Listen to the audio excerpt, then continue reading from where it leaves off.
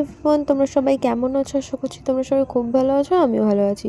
তো আজকে আমি রেডি হয়ে চলে গেছিলাম সেই কাকুটার দোকানে, যার দোকান থেকে আমি একদিন ফ্রাইড রাইস আর চিলি চিকেন এনেছিলাম, তোমাদের সাথে শেয়ার করেছিলাম কাকুর দোকানটা। তো আজকে আমরা গেছিলাম আমার ফ্রেন্ড রোহিত তার বার্থডে সেলিব্রেট করতে।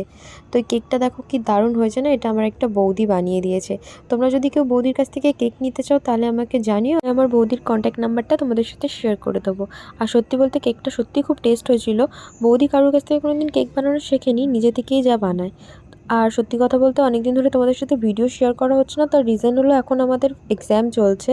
তার মাঝখানেই আমার এই বন্ধুটার বার্থডে পড়েছিল, 2 দিন ছুটি ছিল বলে আমরা সেলিব্রেট করেছিলাম, নাহলে ভেবেছিলাম এক্সাম শেষ হলে তারপর সেলিব্রেট করবো। আর আমার এক্সাম শেষ হচ্ছে সেই 7 তারিখে।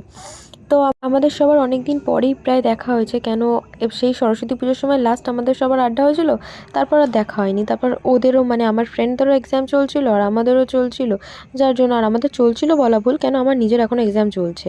আর আজকে আমাদের মেনু ছিল ফ্রাইড রাইস, চিলি চিকেন আর তার সাথে স্যালাড। আর এই ট্রিটটা আমাদের দিচ্ছিল রোহিত, মানে এই যে আমাদের বার্থডে বয়, ও আমাদের ট্রিট দিচ্ছিল। তার জন্য আমরা চলে গেছিলাম কাকুর দোকানে খেতে। আর দেখো তোমরা দেখো, 70 টাকার কোয়ান্টিটিতে যথেষ্ট বেশি দিয়েছে, আমি একা খেয়ে শেষ করতে পারিনি।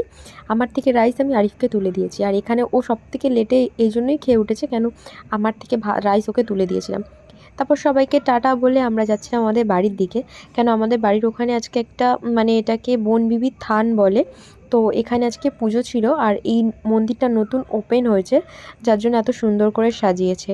তো তারপর আমার একটা পুচকু বনুর সাথে দেখা হয়ে গেছে, যার সাথে আমি ভিডিও বানাই মাঝে সাঝে। ও বলছিল দিদি আসছো না কেন, অনেকদিন ভিডিও বানাই না। আমি বললাম আমার এক্সামটা শেষ হোক তারপর আসবো ভিডিও বানাতে। তারপর ওখান থেকে আমি হাঁটতে হাঁটতে চলে এলাম আমাদের ক্লাবের দিকে। আর আমাদের ক্লাবে আজকে একটা বিয়ে বাড়ি হচ্ছিল, বিয়ে বাড়ি দেখে আমরা খাচ্ছিলাম ফুচকা। আর ফুচকা খেতে খেতে এটাই বলা হচ্ছিল যে যদি এখানে কার বিয়ে হচ্ছে, আমি বললাম আমার দাদুর বিয়ে হচ্ছে, তোরা চল আমার দাদুর বিয়েতে। তো তারপর ফাইনালি ফুচকা খাওয়া কমপ্লিট করে আমি চলে এলাম আমার বাড়িতে। আমি ততক্ষণ একটু ঢং করি, আর তোমরা ঝটপট গিয়ে আমার চ্যানেলটাকে সাবস্ক্রাইব করে দাও। Thank you everyone.